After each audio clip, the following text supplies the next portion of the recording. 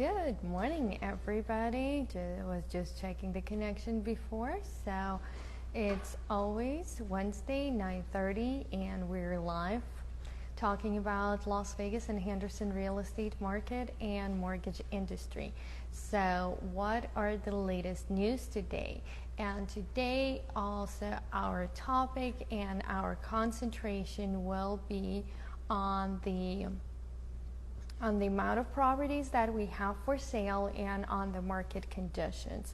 As you know, I am a full-time practicing realtor, so I actually watch the market every day. And this week, I can tell you the numbers for this week. In the last 7 days, we had 620 new properties coming onto the market, and we had 865 properties going into the contract.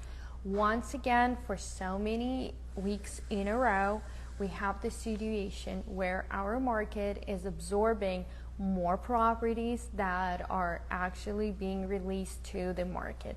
This will inevitably lead to a shortage of inventory, which we're already experiencing. Let's see if David could join. Good morning, David. Good morning, Alexandra. Good morning. How are you? Doing great. How are you doing? I'm all right. I'm okay. It's a beautiful morning up in the Pacific Northwest. A little cold. Yeah. But you're working hard as usual. Yeah, trying to. Wonderful.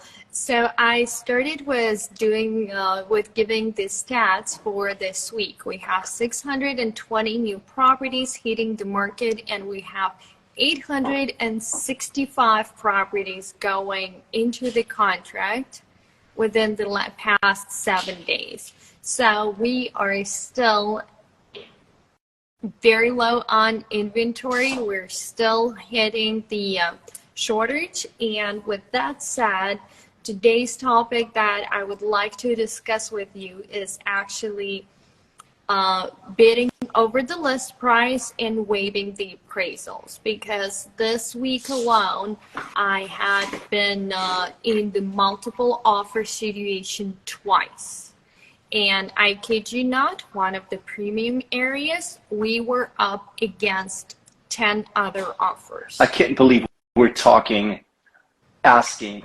offering more than list price in 2023 when we have 7.5% interest rates. It's just mind-boggling. It's surreal where we are. Absolutely. It is surreal. And I will tell you that the 10 offers that my clients were against, they were all financing offers, waiving the appraisal, and promising to close in 3 weeks. So now that the market is getting more competitive, I would like for you and I to prepare our listeners and our clients for this situation that we're about to roll into, because we know summer is always going to be hot season. And hot season, I'm not talking about temperature wise, I'm talking about the fact that there are a lot of people that are trying to move while the kids are out of school. So we're going to have the huge flow of people who are moving into state and who are trying to complete all of their property exchanges within this short summer vacation, summer break time. So David, first of all, I would like to talk to you about appraisals, because like as soon as we hit the as soon as we hit multiple offers, as soon as we hit these situations where we have to bid and overbid, like we have to deal with the appraisals. So can you please talk to our consumers what the appraisal is? What is the purpose of appraisal? The purpose of the appraisal is that the bank does not lend on property that is overextended. You may choose, if you're desperate and offer $1 million to a $400,000 property, that you may be okay with it, but the bank is not. So if the bank is going to lend you a certain amount of money, they want to make sure that it's commensurate with the value of the property. David, 1 second. Your sound is fading out. Interesting. Is there anything you can do with your sound to make it a little bit louder? Louder. Yeah. Interesting. Yeah. Is this better? It's the same. Maybe I will have to ask you to talk louder just a little bit. Yeah, I have a lav mic somewhere around, but AirPods have been okay so far. You know, you have always had such a great sound, and today you're very, very faint. Let me do this. I'm gonna look a little goofy, but is this better? Talk to us. Sound is better. Yes. Yeah. Sound is much better. Yeah. Thank you. I just have this goofy thing on my head, but I it's just fine. can't miss what you're saying. It is important. So, yeah, going back to the purpose of the appraisal, the purpose of the appraisal is solely for the bank. Most people also want to know this, if they're buying something that it's worth what they're paying for, they're not overpaying for it. So the appraisal, you know, it basically gives you the value in, this is important to understand, it is the appraiser's trained, licensed, professional appraisal's opinion of what the property is worth. So you don't overextend yourself and you don't offer a $1 million to a $400,000 property because you're desperate, you want to own something. Does that make sense? So the appraisal It does. is But once foremost, again, is it the end of the world? Should I not buy a house in the event my appraisal came below the purchase price? well, it depends. It depends. This is subjective. It really depends on the buyer. Here's what I say. First of all, sometimes you can't because the gap is very big, but sometimes there's things we could do. If you're putting 20% down, maybe you could put 15% down and cover the difference, 10% down, add a little bit of MI to it. Does that make sense? So it's easier for folks with larger down payments to absorb the appraisal difference than those with minimum down payment. If you're putting 3.5% down, that's all you have to put, and then there's an appraisal gap in value, then you just So, simply and cannot. this is what I would like to talk to you about today is the strategies. And so, what are the strategies for the consumers to, to overcome this appraisal gap? Because, Sure. guys, we are going into an extremely, extremely heated market with the short inventory, so you're going to see it more and more. And if you saw a house today that looks pretty, make sure that you do not wait until the weekend to go see it and to submit an offer. It is not going to work like that no more, guys. The house that I had been in a multiple offer situation, it's been on the market, like they literally put it on the market for 2.5 days. 2.5 days, 11 offers. It's crazy. So that's, that's Green Valley, Henderson. We have 2011 on our hands with 7.5% interest rates. I just don't know what's going to happen to the market when rates drop.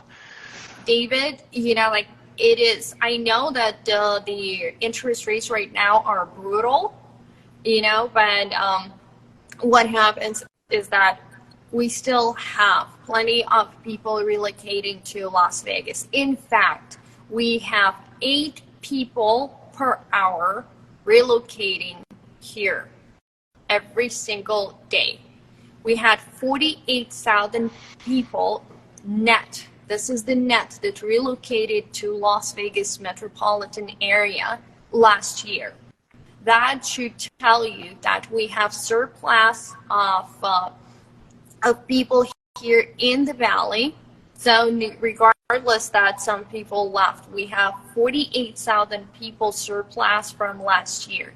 We have companies that are coming in and building here. Like, I don't need to tell anybody that with all this construction work that is going on throughout town, the town is getting ready for the Formula One. The town is getting ready for the Super Bowl next February. The town is getting ready to build the new baseball arena, demolish the old Tropicana. Sorry if there are any big fans of Tropicana Casino, but yes, demolish Tropicana Casino, build a brand new Hilton property, and build a brand new baseball stadium next to the Strip, and obtain the Oakland A's, I believe, as our city team. So this town is growing. There are a lot of companies that are coming in, bringing business, bringing the jobs. So we will keep on growing. Like the latest addition to our economy is going to be Durango Casino. If you haven't passed it on the 215 in Buffalo, Durango yet, then you should look to the south side of 215, and you will see Durango that is expected to add another 8,000 jobs onto Las Vegas market. It's a brand new property. It's going to be the latest addition to the casinos, and it's going to be local casino. So the city economy is still going strong. So we are going to see more professionals moving, and we're going to see more families moving into this town, and they have no choice but to obtain the to get the roof over their head. And of course they can rent, but my clients are blessed. They have this wonderful tool that you shared with us, and they actually can understand, and they can calculate how soon the benefit of home ownership is going to benefit their family budgets. And I know that you and I are still, we will probably not be able to do it on the live, but something that we should promise is that we're going to put this to make a separate video, and we'll do a separate video for the YouTube and just post it and send the links to our clients and to everybody who wants to know how this tool works. But I would like to circle back to the fact that the rates are ferocious, but it doesn't mean that with the ferocious rates, we're all going to, give up on our dream to own a home, or that we're all should go to the rental properties. Absolutely, if you're transit, if you're a transit worker here in town, no, it might not make sense for you to buy. But if you're looking within the next 3 to 5 years to stay in this town, to have a good, to have a good investment, you shall absolutely consider talking to a loan officer and consider, instead of renting, actually purchasing the house. Because no matter what, even though people believe that the property values are yet to go down, we had the property values going up. Our median price is increasing, guys. It is not $425 like it was in January this year. It is at $444. So stop reading those crazy headlines and start actually turning to the professionals for the real numbers, for the real stats, and for your personal consultation. So David, with all that said, let's go back to our multiple offer situation.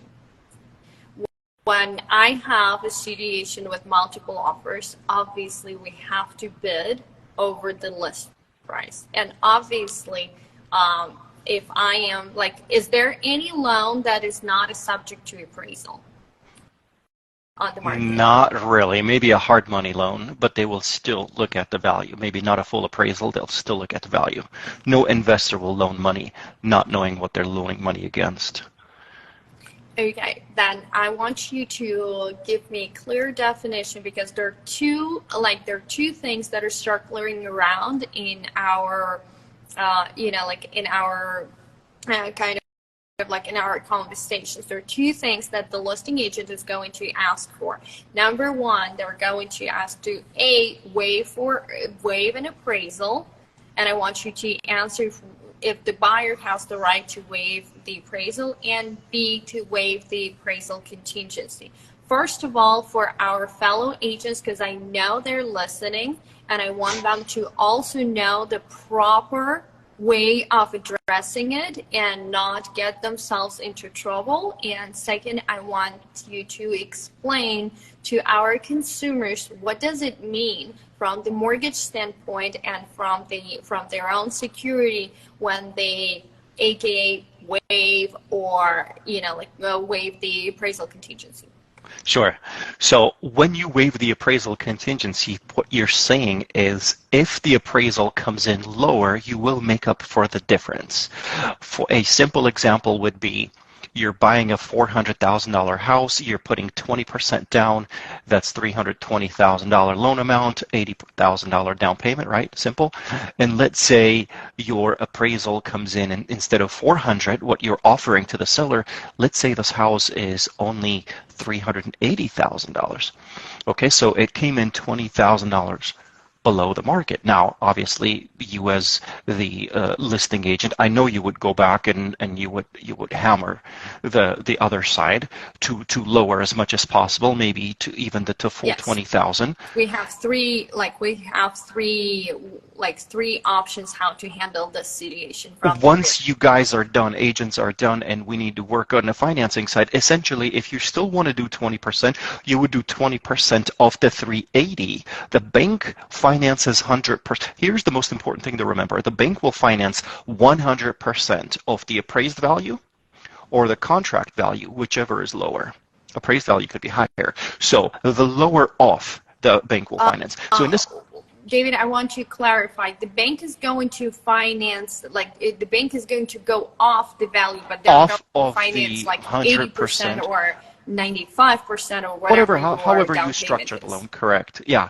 So whichever is lower. So in this case, if the appraisal came in low in your example, then they're going to look at the 100% 380. If you want to forego mortgage insurance, you're going to do 20% of 380, which is going to be $78,000. $76,000, excuse me. So in the difference, you would put up the other $20,000 you would put up out of pocket. So essentially what you're seeing in the market today is lots of people with lots of money. They have some excess money on the side, and they're okay risking in hopes of overbidding other buyers. They're okay waiving the appraisal contingency. Hey, I'm offering you $5,000 more of what you're asking. I'm offering you $10,000 more of what you're asking. I know I'm offering more than this house is worth. I know this house may not appraise. I'm okay to put up the difference. Does that make sense? This is what essentially increases home prices like crazy. Frankly, that's just what happened in 2021. When you're overbidding over the list price, that's what increases home prices. That's why we're seeing this unprecedented home price increase. It's what people, because of the low constricted inventory, they're offering more than what it's worth. Absolutely. And they're okay with it. If there is no inventory and there's high demand, and once again, it's not going to happen across the value. So please don't comment on this video saying, why is my house on the market for 200 days? Because it doesn't happen across the valley, first of all. Second of all, talk to your listing agent. Maybe it's time to take it off the market and revamp your strategy a little bit. That's fine too. But for our purposes, we're talking about the appraisal. So David, I want you, before we go into and break it down in all the different options, how to handle the lower appraisal, I would like for you to address, can the buyer waive the appraisal? Can the borrower waive the appraisal? Because I get it all the time in the counter offers where they say, oh, you have to waive the appraisal. Is it actually within the borrower's ability to waive the appraisal? I know Andre would love to address this well, you've question requested on camera many times. because he goes crazy. I'm going to put you when on the he spot. hears that. You always like, you know what, David? We don't want an appraisal on this loan. You say this. That's hilarious. So the bank is going to want an appraisal regardless of what you pay for it. Period. The bank will always, always, always ask for an appraisal. The only time we get what's called an appraisal waiver. You're good. The only time you get a property inspection waiver is when your financials are strong and the electronic underwriting system decides to issue an inspection waiver. So the electronic underwriting system, which is Fannie Mae's what's called desktop underwriter, it's an electronic system, the government system that essentially issues your loan approval, and it may, in some cases, offer, you know what, guys, let's forego the appraisal. We don't need one. We're confident that you're paying a good price. We're confident in your credit score, your down payment. We're fine. We don't need an appraisal. We're fine with this. That happens rarely nowadays. I mean, I could count on my fingers how many times I've seen it this year, but it does happen, however. But that's not something that the borrower can opt in for. That's something that the Fannie Mae, the agency, may offer or not offer. Really, that's all. And this is what I really want everybody, like if everybody just hears this one thing from our video, let it be this. Guys, it is not up to the buyer, the borrower to waive the appraisal. So if you're an agent, please explain to the seller that it is not possible, it is not up to the buyer, it is not the buyer's decision to waive the appraisal.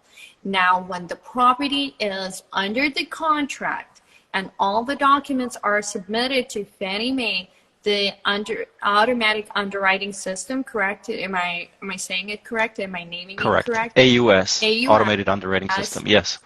Automatic underwriting system might actually come back saying that the appraisal can be waived.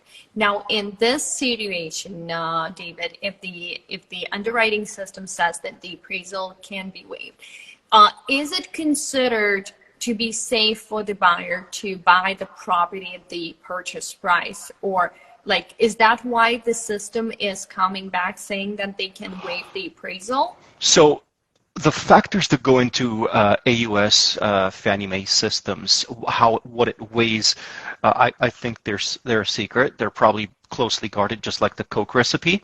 So we really don't know how it, but in my opinion, what happens is every time, Alexandra, a property is purchased, an appraisal is done, it is stored with Fannie Mae. So Fannie Mae has a pretty good idea of every home value on literally every street in the country. So if we saw a bunch of appraisal waivers during the 2021 refi boom, because everybody and their grandmother was refinancing. So if you're refinancing your home, chances are a bunch of your neighbors have refinanced on your street. Fannie Mae has exactly the idea of what your home is worth. They have an appraisal from a week ago, from 2 weeks ago. Okay, and if you're buying something and they know this house is worth 400, you're offering 390, that builds it, in my opinion, gives it the confidence that you're okay. You've got a good credit score. That's a compensating factor. You're putting a big down payment. That's a compensating factor. There comes a point where all these compensating factors, the system views you as a strong client and does waive the appraisal. Okay, so now from your conversation, we figured out that it is the system that does it, correct? Correct. And if the system offered the consumer to waive the appraisal, can consumers still have an appraisal? Yes, they can. If they want to feel more secure, more comfortable, can they? Yes, they can. Once you tell the bank you want an appraisal done, you cannot use the waiver anymore. If your appraisal comes in lower, that's it. Okay, so you might put yourself into a little bit of a pickle if you insist on the appraisal if it has been waived. Correct. And in some cases, some little nuances happen with transactions where you're not allowed to use a appraisal waiver. It could be a type of a gift that you're using, type of income. There's different aspects of a transaction that get trigger for you that you must have an appraisal. So there is not a universal thing where a universal rule where we can say, oh, in this case, the appraisal is going to be waived. No, it is judged on the individual basis every time you guys put the property address into the system together with the certain profile of a borrower, correct? I know we do this work with your team, with you, our team, with you. We do this when you give us an address, and if you really hard up there competing with other offers. And I know recently happened where we told you we have a waiver. Go in aggressively. So this has happened before where if you give us an address, you give us a purchase price, what you want to go in, we can quickly run. That's like mortgages 2.0. That's like the grown-up version of mortgages. So I remember this happened. You gave us the address, the purchase price. We ran. We got the waiver. Alexandra, we have a waiver. If you go in at this price, we can close in, I don't know, 2 weeks, 14 days, 15 days. And because we don't have to wait for an appraisal, and that saves money, and this does happen as well. And there's one more thing that I need to tell to all of our customers, you know, like whether they work with me or any other agent that works with you, that it is important, like if you have not submitted the full application to David, they cannot do that. If you have not gone through the whole paperwork process, they will not be able to do that. They will not be able to match the address with your file. So you have to have a completed file. I'm just repeating. Number one thing. I'm just repeating what I hear from Andre. Well, here's what I could tell. You just mentioned, you said there are 10 offers on a house. People are offering 3-week loan contingent, basically to close the mortgage in 3 weeks, and they're waiving appraisal. This means that people that make those 10 offers understand how tough the market is. They're extremely prepared. They have a ironclad solid loan approval. Does that make sense? You can only have a very solid loan approval. You can have your money seasoned in your bank account. You're solid. You're out there outbidding other solid buyers. And when this first-time home buyer comes in, David, I don't want to show you my pay stubs because I haven't seen the house that I want. Well, guess what? When you do see the house that you want, it'll be too late because people that are pre-approved are going to outbid and get this before you fill out an application, get us documentation. After I speak with the client and take the application, the longest thing for in this process of pre-approving someone is us collecting documents. It takes days. We get them, you know, a pay stub here, bank statement there, and that's the longest process that we go through. Once all the conditions of documents are collected, pre-approving a person generally doesn't take that long, unless it's a very unique scenario. But so you and I have this challenge of get your paperwork in as soon as possible, get pre-approved as quickly as possible so you're out there, you're competitive. Otherwise, you're just shooting yourself in the foot. You're going to fall in love with the house and not get it. You're going to see someone else match it from you. So if we talk here today, and this is the purpose of my conversation, is the strategies, the consumer strategies and the agent strategies in the multiple offer situation in the tight market as we are getting into right now. So from the standpoint, if you're purchasing with the using the loan, how do you make your profile, your loan, your offer stand out from the standpoint of financing? So we already figured that you cannot waive the appraisal, but you can actually waive the appraisal contingency. Waiving the appraisal contingency means that you are going to guarantee a certain price to the seller, whether the house is going to appraise or not. And in the event that the house does not appraise, you are liable for this difference between the purchase price and the appraised price.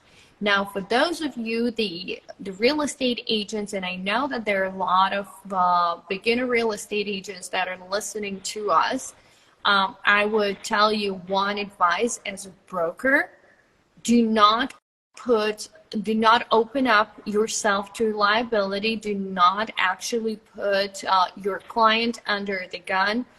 Before you ever advise your client to waive the appraisal contingency on the contract, you have to have a certain verbiage in this contract.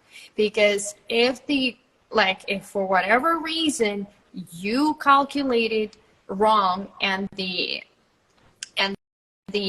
appraisal comes, let's say, at the amount like lower than the buyer can afford to compensate the difference for, you guys are going to lose their earnest money deposit. So remember, your buyer's earnest money deposit is at stake. So do not waive this appraisal contingency until you talk to A, lender, B, you really explain to the buyer what it means, and C, until you put a cap on it. And this is extremely important. If you don't know what the cap is and how to put it, how to word it out, go to your broker, go to an experienced agent and ask them how to put a cap on the appraisal waiver. Because your first and foremost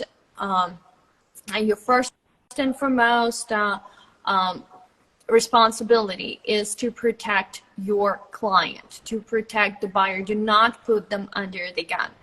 Now, for the buyers out there who are getting a little bit scared, like if they needed any more scare in this market, correct? With these interest rates, like if the interest rates are not scary enough, then now you guys are facing multiple offer situations. For those of you who are who are shopping for the house right now, this is something that you need to know. So before you submit your offer, if your agent have not shown you the comps, first of all, there's something off with your agent. You should see the comparable sales in the area.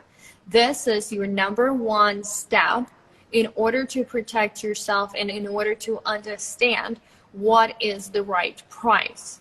Is it the only step? No, it is not the only step, but it is the initial step. And if your agent actually surpassed this step, you need to ask why. Because at this point, when you're not looking at the comps, when you're not presented with the comparable property values in the neighborhood, like where you're shopping for the house, okay, you're opening up yourself into big trouble. Because my first question would be, where does the value come from? And believe me, not every single seller out there is reasonable with their asking price. And I had this situation as well, last week. I had this situation. We've been looking for a while with my buyers, and we finally found the house. We looked at the house, we found the house, and before we were making offers, started pulling the comps. And I realized that the house is $75,000 overpriced. And it was a multiple offer situation once again. But this is a multiple offer situation when the house is initially $75,000 overpriced. And it is my responsibility to inform my buyer that this is what is going to happen. And guys, those aggressive and hungry agents out there, I know it's tough right now to go through the transactions, but here's the deal. If you stick your client, if you don't do your homework, and you stick your client into a contract where they're bidding over the list price, where the initial list price is already exaggerated and the house is overpriced, guess what is going to happen? You're going to spend your client's money. Your client is going to hope for the house. They're going to put the EMD in. They're going to spend the money for the inspection. They're going to spend the money on the appraisal, and the appraisal is going to come low. So now you have a pissed off client who dreamt of the house, who actually already mentally moved into that house, and now they're disappointed that they have the money out of their pocket. They wasted the time. They probably have not gone and seen a couple of houses that meantime came on the market and already went under the contract, And if you think that this will help you to win more trust or to have better reputation in front of your client, I would say that you are highly, highly mistaken. So it is our job, guys, to advise the clients on the value. It is our job to do the homework and to provide our clients with all the information, with all the research, which is within our reach, to make sure that they are paying the right price. And this does not mean in any way, shape, or form that our clients are not going to overpay. Guys, I'm going to be blunt today, like this, like from now on till probably October, until they raise the interest rate again, we're going to overpay for the properties. We're going to pay over the list price. And you have to have the strategy. If you need the house, if you're relocating, whatever your reasons are, if you're buying the house, be ready to overpay, but have the strategy behind it. If you are looking to be in this house for the next 3, 5, 7 years, there is, there is a number in everything. And I know that David and I would talk about it, and David have those wonderful tools that actually help the consumer understand where they're going to be, even if we go the most conservative route, where they're going to be with this house, you can calculate, you can project the house value, obviously, we don't have the crystal ball, but this wonderful tool that David is actually introduced, this wonderful tool helps you to project the value, and then you can actually see if you overpay. Let's say you overpaid $15,000 for a certain property, you can put it into the tool and you can see when exactly you're going to get that value back. And if the tool tells you that with the property, with the property values going up, let's say if we go conservative, 4 or 5% per year, you're not going to get the money that you overpaid for the next 20 years. Maybe it's not a rational decision. Maybe it's not the house that you need to go after. David, what would you say? Well, we don't get to talk due to our licensing about values, home values. So I'm just listening. I'm just listening to you. Let's. I wasn't sure if you're talking to agents or clients there, but I guess if they're rookie agents, but they really want to make it, I would just make a plug-in for you, and they would be really good and come in and work under your, under your company and be mentored by you. I think lots of agents would learn a lot. I thank you. I understand that the agents want to be aggressive. I understand that they want to, everybody is struggling with the business. We had 60,000 agents going out of business in this country starting from January 1st to June 1st. And this is it is a very large number.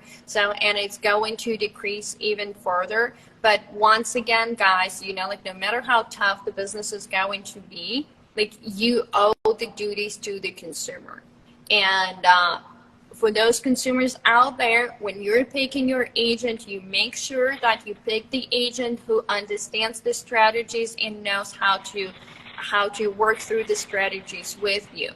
And I completely understand that. And I will be honest with you, I have my clients who are putting the offers over the list price. I have my clients who are bidding higher than we initially wanted just because the situation presents. So the way we protect our clients before we submit an offer, if you love the house, before we submit an offer, we're always going to talk to the other side, and we're going to find out if there are any other offers, what is our position. If your position is your one and only buyer, this is one set of circumstances, and you can present a lower offer. You can ask for the closing costs. You can ask for the contributions. If you are 1 out of 2, 3, and 4, and you want the house, guess what? You don't have the luxury of asking. You're already in the position of giving and adding more. So when you're giving and adding more, number one, ask for the comps from your realtor so you guys can more or less assess the situation where the appraisal is going to come at. Step number 2, when you get those comps, you go back to your loan officer and you talk the strategy, the 3 of you, the buyer, your agent, and the loan officer. You talk the strategies and you talk the worst case scenario, what is going to happen. The best case scenario, that will fit everybody, but you talk the worst case scenario. You talk the scenario, what is going to happen if the appraisal is going to come on the lower end? And if appraisal comes on the lower end, are there other options? Let your lender calculate. Let's say you wanted to put 20% down, but is there a possibility for the lender to move you to like a 15, 10, or 5% down loan if your appraisal comes lower and you have to compensate? David, is it okay for the consumer to move from a 20% down loan to a 10% down or 5% down loan? That was a very potent, powerful strategy back in 2021. It sort of made its way, but it's a very powerful strategy. If you don't have more money to come up with the appraisal difference, let's say the appraisal came in low, so instead of putting 20% down, you may do to 15, whatever is necessary, 10, and just add a little bit of a mortgage insurance. And this way, you can absorb that difference of appraisal difference. Absolutely. Correct. And one of the things that I also wanted to tell you guys, when I get asked, like, it is a little bit on the sidetrack, but when I talk to my consumers and they're asking me, should I put 20% down? What is the benefit of putting like 20% down, and what is the benefit of putting less than 20% down? So one thing that everybody should know, like when you put 20% down on a property, you're not going to have mortgage insurance. Mortgage insurance could be a significant part of your monthly payment. However, anytime you put less than 20% down on a conventional loan, you're going to have this part of your mortgage payment is going to be the mortgage insurance. But you don't have to put it in cash. So what happens is this, like you can, like if you are in the market where the property values are going up, it might be beneficial strategy for you to put less money down, pay a few dollars through a few, like maybe a year, maybe 2, maybe, like we talked about it last time, at least 2 years, correct? You have to own the property for at least 2 years before you can waive before you can ask the bank to drop the mortgage insurance. So go ahead and calculate if it would make actually the monetary, like it would make a good monetary decision to pay that mortgage insurance for a couple of years, wait for your property to gain at least, what is it, 22% equity? 22% and 2 years of mortgage payment, correct. Generally, that's the rule with conventional loans. Yeah, and once again, David, is that something that you can calculate for the consumer? Two things, like can you calculate how much of a mortgage insurance they're going to pay over the period of 2 years? Of course. And can you tell them, can you give them the number where their property needs to be in order for them to have 20, like where the property value needs to be? Those are simple calculations. So what we tell clients is just talk to us. Talk to us. So pretty much there is, for all of the consumers out there, there is a way. If you put less than 20% down, You talk to your loan officer and you ask them how many year, like what should be, first of all, what should be where my home value should be for me to have 22% equity. And the loan officer can give you this number. Let's say your property value is 500,000. In order for you to have 20% equity, and I'm just throwing the numbers up, okay? I'm not doing the math. Do not scrutinize me, okay? Let's say the lender will tell you, in order for you to have 20% equity in this house, or 22% equity, your property value has to be at 575. And if we calculate, let's say, if we say that, you know, like the property increases at the rate of 4%, whenever you see that 575, even if your agent is not following up with you, you see 575 on Zillow, call your lender. Call your lender, ask them. Call your servicer and ask them. If you see that magic number, if you see the property value coming close to that 575, call your agent, get the comps, call your lender, get that number, make sure that you're actually in the position to drop a mortgage insurance. You can absolutely do that. David, am I saying it correct or no? So when it comes to removing mortgage insurance, we have to make two distinctions. You can remove mortgage insurance with a refinance, and you can remove mortgage insurance without doing refinance and adding unnecessary closing costs. So if you have 22% equity in the house, you have major mortgage payment for 2 years, and there's a third stipulation. You have the 22% equity from what? Not today's value, from the date of your purchase, from your original purchase value. Then you can call your current servicer, the company that's sending you your monthly bills, tell them, hey guys, please remove my mortgage insurance. They may get an appraisal, whatnot. Actually, they're not going to get an appraisal because there's no value necessary. They look at your loan amount, they look at your purchase price, and it falls off. Now, let's say you don't have 22% equity from the date of your purchase because you put 5% down, 3% down, right? You have, say, it hasn't been enough time where you haven't paid off that much.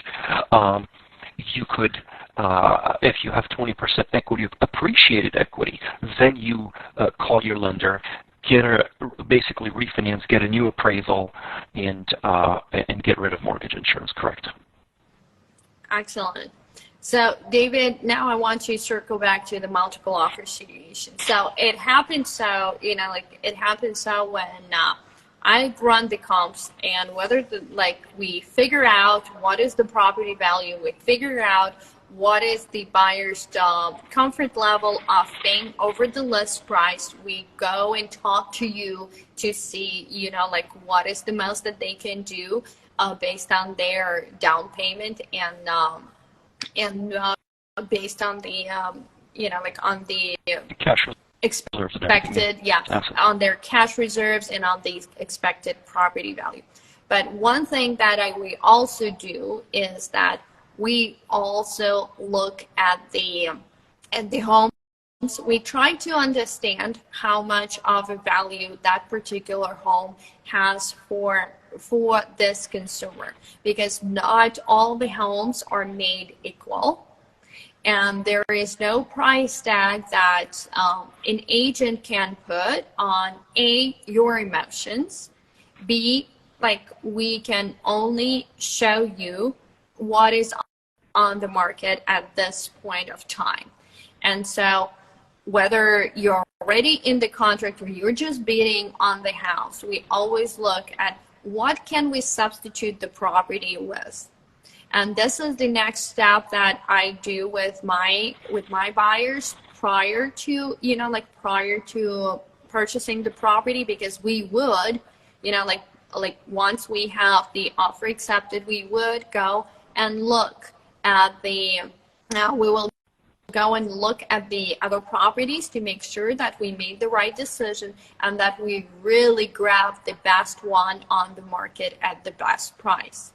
And then whether we expected it or not, in the event the appraisal comes lower, I also highly recommend that you go back before you say, oh, the appraisal came lower, and at this point we have 3 different strategies to go with. We can cancel the contract altogether because the appraisal didn't come, and you cancel the contract and you get your earnest money deposit back. Nobody pays you back for the appraisal or the inspection, but you get your earnest money deposit back and you can start your search once again.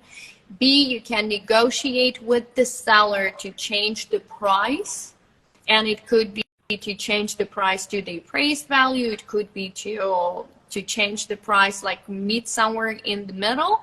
And C, you can actually, like, if you waive the appraisal contingency, then you would have to compensate for that amount out of your pocket. So, and before you guys do that, once again, I would circle back to go and look what is on the market. Before you make a decision whether you're going to compensate for the difference, like renegotiate with the seller or actually cancel the contract, look what is on the market. Consider how much time did it take you to find this house. If you are the type of a consumer that goes and likes every other house, if it is easy for you to find the property, if you don't have that many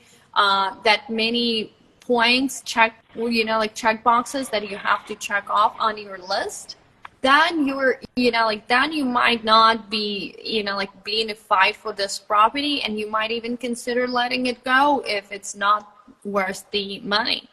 But if it's the one and only, and it came, the appraisal came lower, you really need to consider, whether you want to drop that property or not, because the next one that is coming out might also be multiple offer situation. It will inevitably come out at a higher price. So you have to consider and weigh all of these factors before you actually decide, oh, I'm canceling the contract because the appraisal didn't come. And David, have you had the situations where the appraisals came back unreasonably low? Well, yes, but unreasonably is our opinion, really. Appraisers base it on something, usually. Base it on comps and other factors that they look at. So unreasonable is really our opinion because we don't agree with it, or the seller or the buyer. But yeah. All right, and of course, once again, from the standpoint of realtors, we always go into fight for our clients, and we always want to, the next thing that the consumer is going to ask me, are you going to contest the appraisal? David, from the standpoint of the lender, is it possible to contest the appraisal, and how effective is it? Look, what you're telling the appraiser is you didn't do a good enough job. And here are some comps. Please look at these comps. Like, you have to make a case in front of the appraiser. A lot of times what I find is appraisers, this sort of is I guess it just sort of challenges them into, you didn't do a good enough job. I want you to take a look at it and reevaluate your opinion. This has never worked for me. I heard some stories that appraisers have gone back on their word and readjusted price. Appraisers are extremely scrutinized. Their licensing is very strict. So the usual answer has been, I've looked at those comps, and you don't need to tell me how to do my job in so many words. Okay, but if there is a property that closes after the appraiser has done the appraisal, and there's a property that is a comparable and it's higher. Now the appraiser can say, you know what, at the time of me deciding what the value was, this comp hadn't closed. I didn't have this comp. Now I can use this comp, adjust that. So you kind of give them a way out a little bit that you don't offend their ego, so to speak. I see. So I would tell you that in 12 years of my practice, we contest the few appraisals, and I would say that we contest probably around 10, and only twice the value has been changed. Now, for those consumers who are doing conventional loans, there is something that you need to know. And this is something that is very important. So let's say you're working with the mortgage broker like David, who actually works with multiple banks.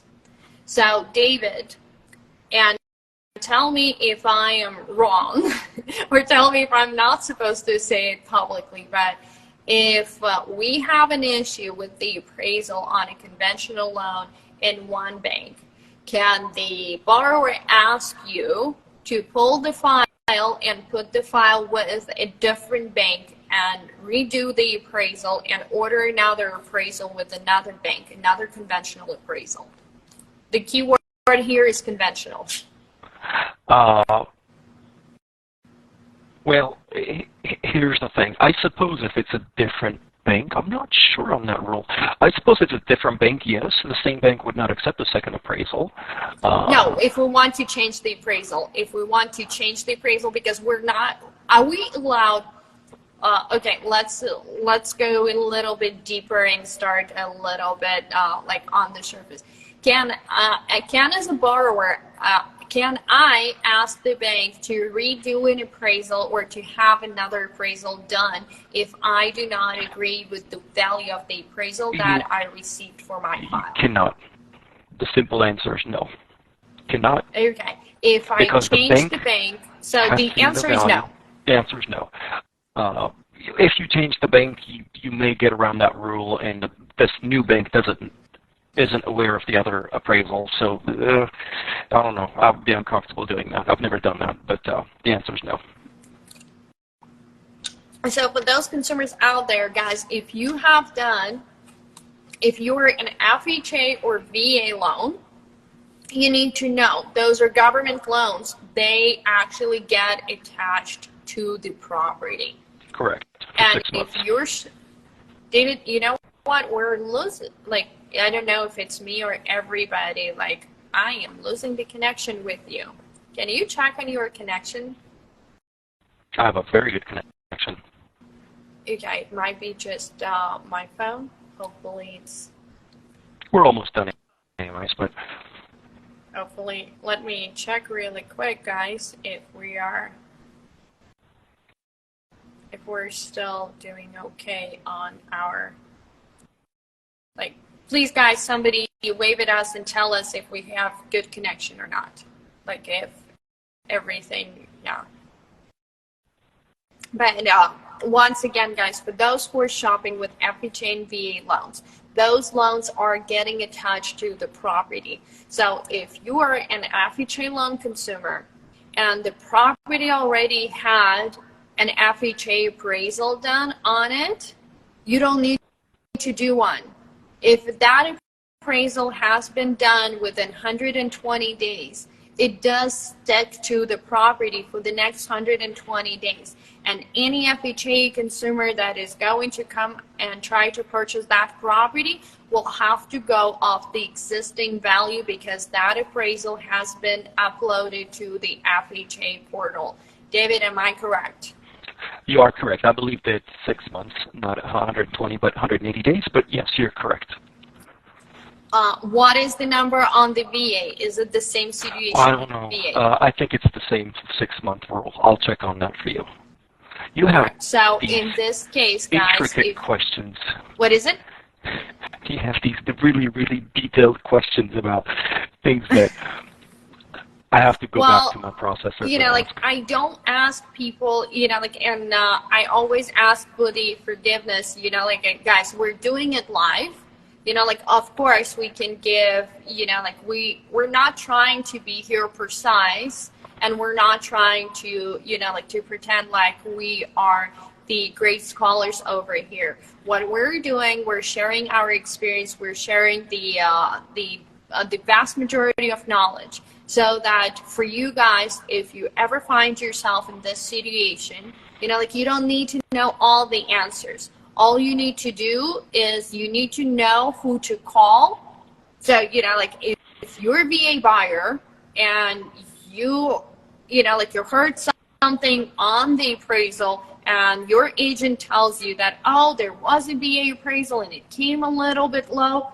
So do not just let it go like this. Call David and ask David, David, what does it mean for me if there has been a VA appraisal? Can we look it up? What does it mean? Where does it take me? Where does information take me? And that's all, like, that's all I'm asking for everybody to do, because if we start practicing this, we're going to be in a way less of a stressful market, and there will be more happy consumers that are not losing their earnest money deposits. Because nothing upsets me more than in this market having people losing their earnest money deposit because they, like, they were not presented with the correct information. Alexandra, I need to join another call. Let's pick this up next week if you don't mind. I apologize. Is that okay? Absolutely. Thank you so much, David. You have a wonderful week. Thank you so much. And Thank you. Great conversation. As always, if you have any questions, you can always DM us. David, you can say bye to us. I know you have to run. Thank you so much. I have to do another Zoom meeting. Take care. Bye-bye. Bye. So, guys, if you have any questions, if there's anything that David or I can do for you, I will be posting our contact information at the bottom of this video. The video also will be posted on our YouTube channel, Nevada Realty Experts, where you can watch it and fast forward or watch it in chapters. Thank you so much. If you're looking to buy a house, please don't be discouraged. Call us. Our consultations are always free. Have a wonderful week.